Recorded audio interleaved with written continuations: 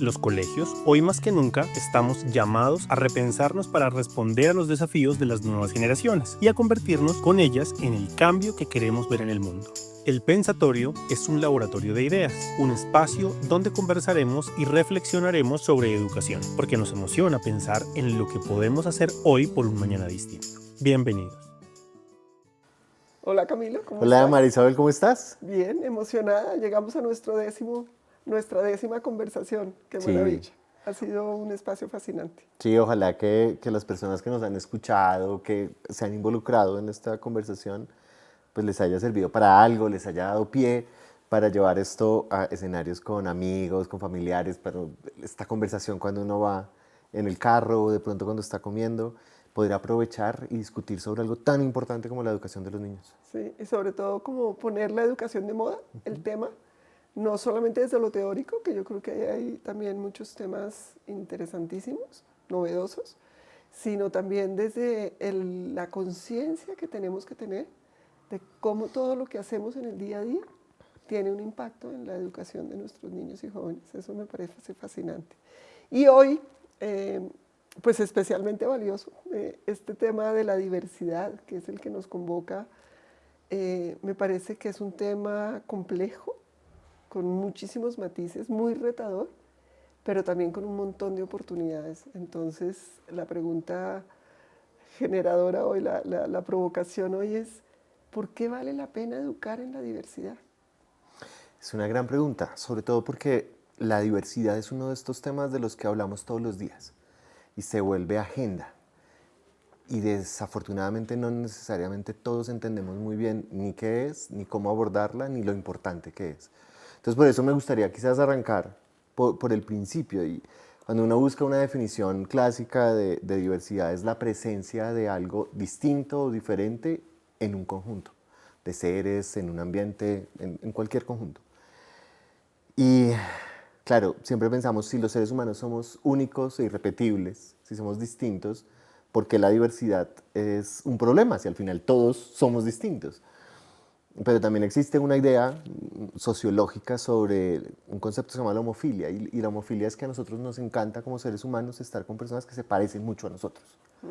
Y eso, cuando aparece un ser que no se parece tanto, nos genera unos sentimientos que pueden ser complejos. Miedo, eh, que es el primero y el que puede generar más problemas, pero también sentimientos de inquietud, duda, algunos que llevan hacia cosas que no necesariamente son muy positivas, y ahí es donde se pone la alerta gigante. Entonces, esa diversidad se compone de aspectos que pueden llegar a ser complejos para ese conjunto social en el que compartimos y que se convierten en un reto. Y algo en lo que estuve cuando estábamos meditando esto, el tema de la diversidad, Isabel, yo decía y pensaba mucho en que la diversidad es una decisión, o aceptar o vivir en diversidad es una decisión, porque lo natural es que a mí me guste estar con gente que es como yo. Entonces, si quiero superarlo, es una decisión racional, que tengo que vivir también con mi corazón, pero que tengo que decidirlo. Por naturaleza, si yo tengo miedo, no la voy a poder superar. Tengo que decidir aprovecharla, vivirla, y creo que es parte de lo que vamos a hablar más Sí. adelante. Y creo que eso que estás diciendo, tanto de la homofilia, como de esa tendencia natural a aliarnos y a unirnos a nuestros similares, como lo de la decisión, tienen que ver con esto de que precisamente hay que educar la diversidad, porque la diversidad y aceptar y celebrar la diversidad no se da espontáneamente. Y es curioso porque uno ve la diversidad en la naturaleza, ahorita hablaremos un poco de eso, pero es un poco paradójico, ¿no? Somos todos distintos, no hay nadie igual a nadie, cada uno tiene sus gustos y sin embargo quisiéramos aliarnos con los que no se nos parece. Y esto hay que educarlo. Y educar no desde el deber ser, desde esto es lo que tiene que ser porque alguien lo dice, sino educarlo porque realmente si logramos vivir en la diversidad, nos enriquecemos una barbaridad. A mí este concepto de la sinergia me encanta porque me parece que es el que nos pone a decir, ok, tú tienes tu estilo, yo tengo el mío, nos juntamos y producimos algo mucho mayor. Por eso creo que sí es necesario educar en la diversidad. Y, y vuelvo y repito, y es como es algo que no se da espontáneamente, a no ser que espontánea y naturalmente lo vayas creando desde que los niños son muy pequeños. Y por eso, en ese sentido, los colegios tenemos un rol fantástico que jugar en la educación de la diversidad. Lo paradójico es que la naturaleza, sí naturalmente, y ahí vale la redundancia, vive y goza la diversidad. Pero a nosotros como humanos nos cuesta un poquito más. Y tenemos que decidirlo porque, como te decía antes, llega un punto donde los seres humanos podemos discursivamente hablar sobre la diferencia y alabarla, pero que no sean tan diferentes, como un rango de tolerancia de la Que diferencia. sean distintos, pero no tanto. No tanto, no tan distintos, porque es que ya si están distintos choca. Y entonces ahí quizás podemos empezar a abordar los distintos tipos de diversidad de los que podemos hablar. Y a mí ahí el primero, y quizás es parte de mi deformación como estudiante de ciencia política, el tema de las creencias resulta muy fuerte para entendernos distintos, sobre todo en un mundo tan polarizado como el de hoy, donde tú o crees una cosa o su contrario, pero no hay posibilidades, y donde entendemos que el que no piensa como yo probablemente es que sea mi enemigo. Entonces, esta quizás primera forma de entender la diversidad a partir de lo que creemos es bien compleja, porque las creencias suelen ser fundacionales para las comunidades. Cuando yo me baso y construyo mi idea sobre la existencia de un Dios, X Dios con ciertas normas, y que yo soy o mi pueblo es el elegido, pues la diversidad termina siendo Peligrosa. muy peligrosa porque pues si yo ya soy el elegido, pues tú no lo eres. Ya claramente te estoy separando y te estoy excluyendo del lugar en el que estamos. Entonces, el manejo de la diversidad con las creencias resulta un reto muy importante porque son muy arraigadas. Hoy lo vemos claramente con la política y es desafortunado porque la política, dicen los políticos que es dinámica, pero muchas veces para las creencias de las personas no lo fueron. Y escuchaba a un historiador hace unos días que decía cuando se hizo la independencia, la primera gran pelea fue, bueno, ¿y vamos a ser monárquicos o vamos a ser republicanos? Entonces, no nos pusimos de acuerdo, nos matamos. Luego, entre los que ganaron, ¿íbamos a ser federales o centralistas? Y no se pusieron de acuerdo y se mataron entre ellos. Y ganaron unos. En Colombia ganaron los centralistas. Y ahora vamos a ser liberales o conservadores. Y se mataron entre liberales y conservadores. Y ha sido la evolución de, por ejemplo, nuestra república los últimos 200 años. Resolviendo nuestra división de creencias con violencia. Y es muy complicado poderlo establecer de esa manera. Sí, yo creo que me gustaría dejar este tema de la violencia para más adelante porque tú planteas una pregunta en la que quisiera profundizar un poco y es, ¿cuáles son esas distintas formas de diversidad que vemos? Y para nosotros los colegios, uno de los temas que está más en boga ahora es el de la neurodiversidad, del diseño universal del aprendizaje, de la diferenciación, que como dices tú, pues en la teoría es muy fácil y se acepta porque es bonita, porque es atractiva, como inspiradora, pero en la práctica es bien difícil, porque pues los colegios estamos construidos de una manera en donde la mayoría de los aprendizajes se dan alrededor del lenguaje y del pensamiento lógico. Y si en esta neurodiversidad hay niños a los cuales les cuesta un poco más de trabajo alguna de estas habilidades, pues parecería que no hay espacio para ellos. Y esto ha planteado para los educadores un montón de preguntas que no siempre son fáciles de responder, pero que sí nos han impulsado a entender que tenemos que estudiar más, que tenemos que aprender más.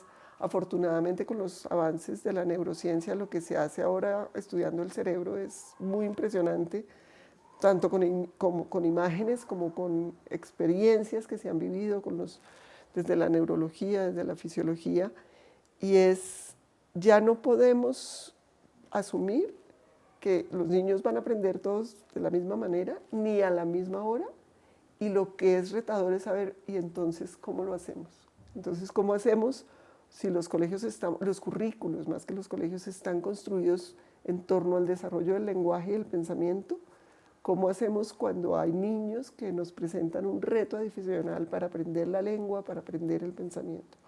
Podemos decir, no, este no es el espacio para usted, que pues también sería muy responsable de alguna manera. O podemos decir, ok, esto nos amplía la mirada, nos pone retos adicionales y empecemos a estudiar, porque afortunadamente pues hoy en día hay muchos avances en ese sentido, ¿no? Y no necesariamente niños con necesidades educativas especiales, porque yo estoy planteando los que tienen dificultades con el lenguaje y el pensamiento, pero pues no sé, todos conocemos muchísimas historias de niños disléxicos que son brillantes, Claro. niños autistas que son absolutamente brillantes, pero nos presentan un montón de desafíos adicionales, ya no en lenguaje y pensamiento necesariamente, pero sí en acomodarse a estos sistemas escolares que tal vez todavía son muy estructurados, no sé si rígidos, pero sí tenemos unas estructuras muy sólidas. Y homogéneas, que al final la palabra homogénea termina riñendo si vamos a hablar de diversidad. Y eso me hace pensar en que afortunadamente se ha abierto otro nivel de acompañamiento a otro tipo de diferencia grande, que son las diferencias asociadas a la identidad, ya sea de las familias o de los propios estudiantes. Era impensable hace 30 o 40 años que mucho de lo que hoy estamos viviendo pudiera siquiera existir. Tenemos distintos tipos de familias, tenemos familias monoparentales, y los colegios estamos abiertos a recibirlos. Antes había mucha restricción ahí.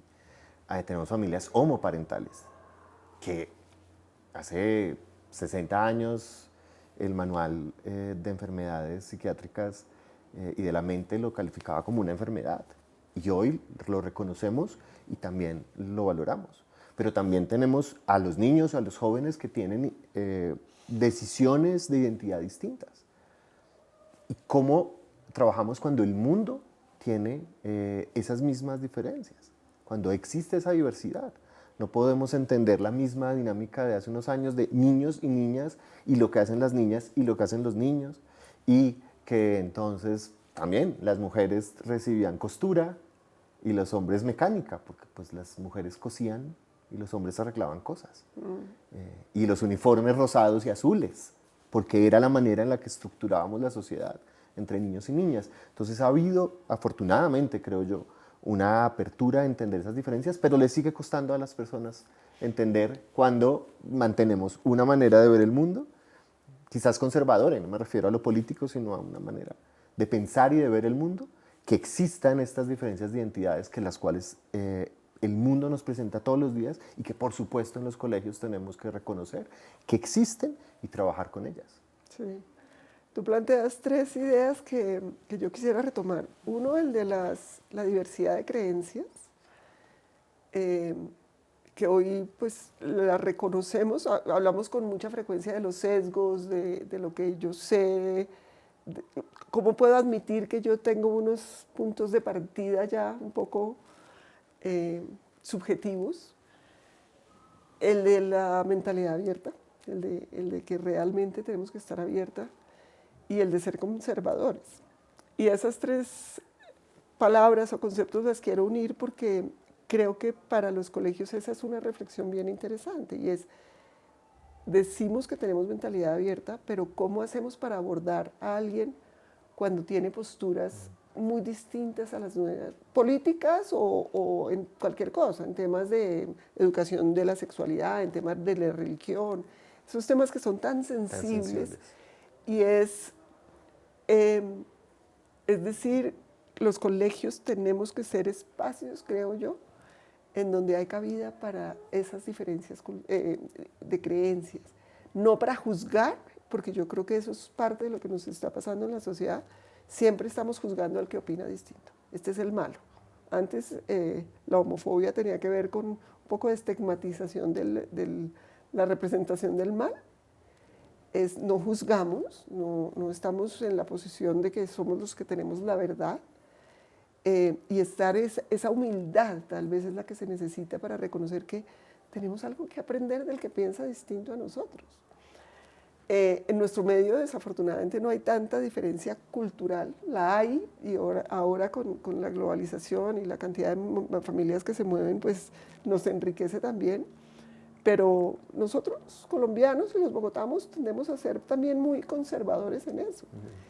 Y ahora decía que lo quiero retomar porque también eso produce un poco de temor.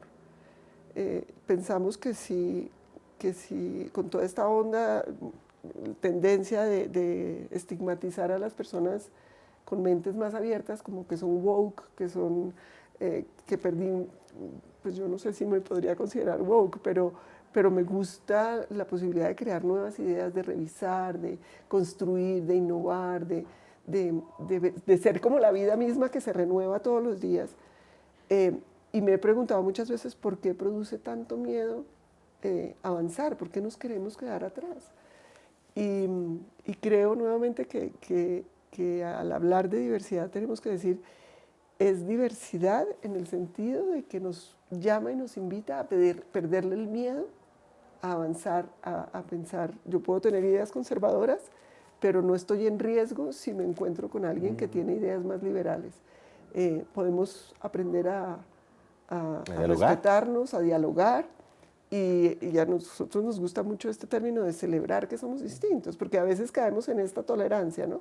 Ok, tú piensas distinto a mí, yo no me meto contigo. Sí. Te respeto, entonces, pero estamos cada cual por su lado. Pero en cambio esto de celebremos que somos distintas, venga y conversamos. Claro. ¿Qué importa que tengamos puntos de vista distintos? Cabemos los dos.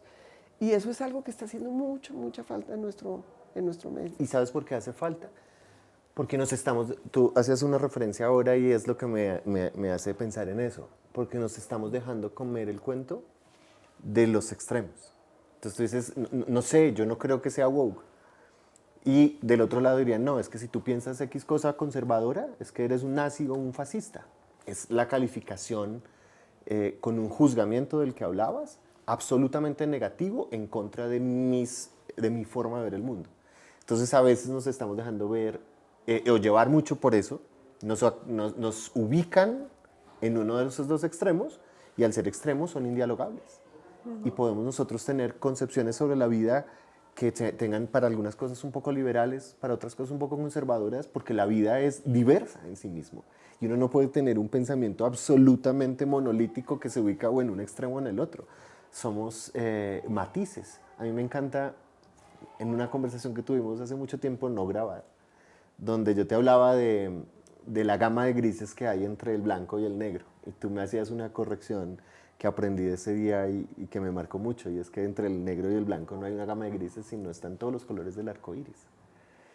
Y realmente es cierto, hay mucho que tenemos ahí y mucho por aprovechar, solamente que nosotros, como educadores, como papás, como abuelos, como ciudadanos, no podemos dejarnos comer el cuento del miedo que nos genera el otro que está al otro extremo. Se parecen muchísimo más de lo que creemos y están muy cerca. Solamente que podemos vivir o pensar o sentir o tener unas condiciones que nos hacen diferentes. Sí. Dentro de esta maravillosa esencia que somos los seres humanos. Sí.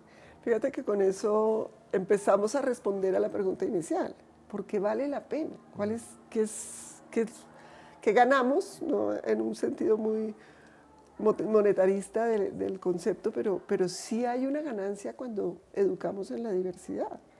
O al contrario también, cuando desconocemos la diversidad tenemos unas pérdidas muy grandes. Y a mí me parece que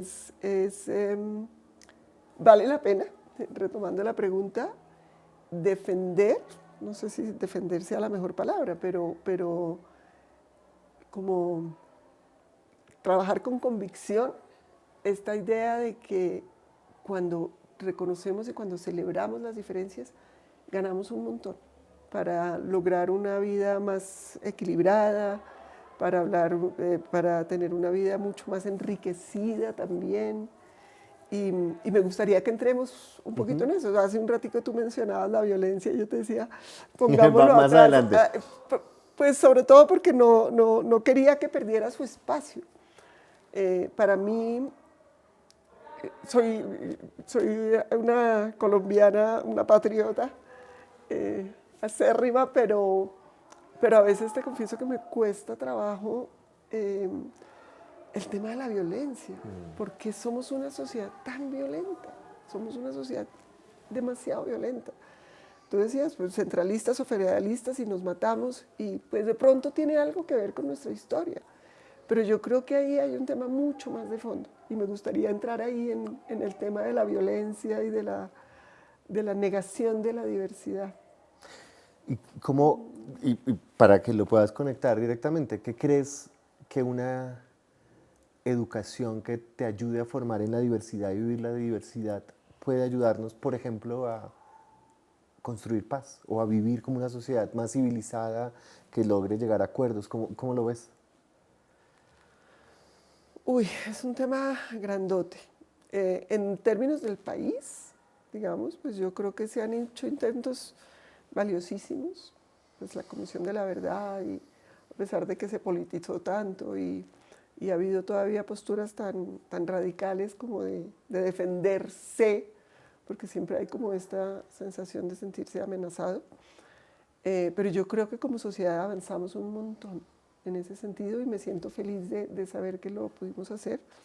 Y como un poco desde el colegio también con la responsabilidad de cuidar eso que empezamos a construir, que a veces como que se nos embolata porque los discursos políticos son agresivos, son violentos, porque las posturas políticas son excluyentes, o eres blanco o eres negro, porque en la calle, cuando tú vas en la calle es como, hay esta ley de la supervivencia, ¿no? El que yo tengo que pasar de primeras, tengo que llegar de primeras porque si no, no sobrevivo. Entonces, eso lo hace muy difícil. Sin embargo, ya como sociedad, como país, tenemos una lección ejemplar y es, se puede sentar la víctima con el victimario, pueden conversar, pueden construir. Aquí tuvimos alguna vez, hace muchos años, un testimonio de una estudiante que estaba haciendo su monografía alrededor del tema de la paz y del perdón y del olvido, y trajo unos testimonios tan hermosos, víctimas y victimarios, y se pudieron sentar a conversar, y yo no tengo palabras para contar lo que esa experiencia fue realmente fascinante. Entonces, en el país hemos avanzado, pero yo sí creo que tenemos la responsabilidad de estar recordando, no tenemos que engancharnos en la pelea. Hay otras formas y se valen y se pueden, y no es la ley del bobo tampoco, pues que si no es la del vivo, no es la del bobo, entonces deje pasar y permita que lo rompe. No, es como esta fuerza que le dice, venga, hay otra forma, hay otras maneras de hacerlo. Yo no me engancho con usted, y yo trato de hacerlo en el tráfico, no me engancho con usted en eso, busquemos otras maneras. Y eso es lo que es bonito de la educación. Y al interior del colegio, para responder como tu pregunta, se me vienen muchas anécdotas, ¿sabes? Nosotros con este modelo más restaurativo de la disciplina, que tratamos de que no sea punitivo, porque pues, lo punitivo finalmente, la lección que deja muchas veces es de mucha rabia, porque hacer justicia es tan difícil, pero además es porque te cierra las puertas, no tienes opción, ya la embarraste y trata de no volverla a embarrar porque ya quedaste marcado. Este enfoque es, ok, te equivocaste, asume responsabilidad, toma conciencia de tu error y mira a ver cómo lo haces distinto la próxima vez.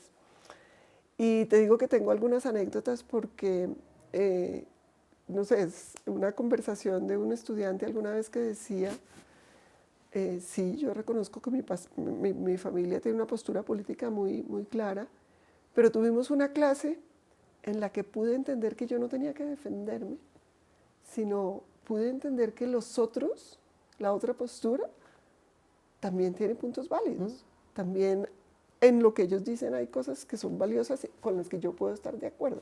Política o ideológicamente no estoy de acuerdo, pero razonablemente estoy de acuerdo. Y entonces en esa conversación es, bueno, ¿y qué te falta para sentarte a construir algo con eso? Y fue un ejercicio muy bonito, muy, muy bonito. Y otro estudiante que se me viene que era, esto hace muchos años, era uno de estos niños inquietos, que le cuesta trabajo cumplir las normas y estaba todo el tiempo metiéndose en problemas. Y un día lo invité y le dije, bueno, ven y conversamos, yo quiero entender mejor qué es lo que te está pasando. Y me dijo, ay, es que yo siento que son tantas reglas que al final no sé cómo cumplirlas. Y le dije, tratemos de entender cuál es esa regla que hay al final, cuál es la regla grande que lo cubre todo. Y él me dijo, ¿qué es eso que te estamos pidiendo en el colegio? Que no son tantas reglas, sino algo lo esencial. La esencia. La esencia. Y me dijo, pues yo creo que al final lo que me están pidiendo es que no le haga daño a nadie. Yo dije, wow. Y esto se logró gracias a que él tenía una postura de defender, que es que teníamos demasiadas reglas, pero cuando lo escuché y cuando le dije, ok, pero tratemos de entendernos, él mismo, sin ayuda, pudo abrir la mirada y decir, ok, sí hay otra forma de hacerlo. Fue una experiencia muy bonita. Mira que me hace mucho eco lo que dices y confirmo que una de las habilidades más importantes que enseñamos y que tenemos que enseñarle a todos los niños es y seguirá siendo el pensamiento crítico, porque es esa actividad mental la que te permite poder aprovechar esos espacios que has descrito en esas dos anécdotas. La línea fundamental ha sido eso, ver más allá. No dejarse llevar por una idea en particular, por el miedo que nos inmoviliza tanto, sino realmente poder actuar en consonancia de escuchar al otro, de escucharme a mí mismo y construir a partir de él. Entonces me parece fantástico. Y me hace también pensar mucho en otras ganancias que nos da la diversidad. Y pensando también en anécdotas, lo pensaba con una estudiante que tenemos en primaria, estudiante que tiene una condición neurodiversa con unos ritmos diferentes de aprendizaje y comunicativos, pero como su presencia no solamente le está ayudando a ella a crecer, a tener compañeros, amigos, a disfrutar, sino cómo le ha ayudado a los demás a tener una percepción diferente sobre la vida, no sobre el diferente, incluso sobre sí mismo y la manera en la que lo van a conseguir. Me marcó muchísimo porque el año pasado, en un baile que tenían que hacer este grupo, era el grupo de cuarto de primaria, pues por supuesto, ella no lo podía hacer al ritmo de sus otros compañeros. Era distinto, claramente distinto. Y cuando yo vi eso, al principio te debo aceptar que me asusté, porque yo dije, miércoles, la van a tratar mal, le van a decir cosas, porque ella descoordinaba, unos se sentaban, ella se paraba, unos iban a la derecha, ella iba a la izquierda, y me angustié un montón con esta idea del miedo, siempre guiado por el miedo. Cuando veo, primero, que la mayoría de los niños pues seguía en su ritmo, bien, o sea, si tengo que hacer este paso lo hago, si tengo que hacer el otro lo hago. Y otros muy pendientes de ella, de irla guiando, de irla acompañando, de disfrutando y riéndose con ella. Yo decía, la enseñanza aquí principal fue para mí, porque yo estaba asustadísimo de que esto fuera terrible y fue una enseñanza. Pero también ver cómo esa diferencia de alguien en particular dentro de ese salón, no solamente le estaba ayudando a ella en términos de inclusión, sino le estaba ayudando a los demás a aprovechar. Esa idea del crisol que tienen los fundadores de Estados Unidos, que enmarcaba que las diferencias de las personas que componían la nación era lo que hacían que fuera excelente, que creciera tanto. Hoy, que además por parte de ese miedo que le tienen a la diferencia quieren cerrar un poco esa puerta, pero hace 250 años, 300 años cuando nace Estados Unidos, buscan eso, es las diferencias de gente de todo el mundo que quiere estar junta para trabajar en pro de esa sociedad. Y eso es el espíritu que nos debe conducir, o ese ideal que nos debe conducir a lo que queremos hacer como proyecto de colegio, como proyecto de sociedad, de país y de mundo. Que todos podamos alimentar una gran idea, reconociéndonos nuestra unicidad, pero también entendiendo que juntos podemos construir más, aunque seamos distintos. Sí. Yo me pregunto, yo te escucho y digo, wow, eso es muy inspirador, eso es muy bonito. Y yo vibro cuando hablo de la diversidad y cuando camino en el bosque y veo la diversidad y cuando entra uno a un salón de clases y ve que cada niño es distinto. Todo eso es profundamente inspirador. ¿por qué se nos vuelve tan difícil? ¿Por qué el miedo? Es decir, el miedo realmente es el que nos está impidiendo acercarme a ti, porque estoy viendo en ti una amenaza. Y volviendo a esto de que Colombia es un país tan violento y tiene que ver con eso, ¿no? Es que si eres distinto a mí ya te conviertes en una amenaza y mejor te aniquilo, te mato,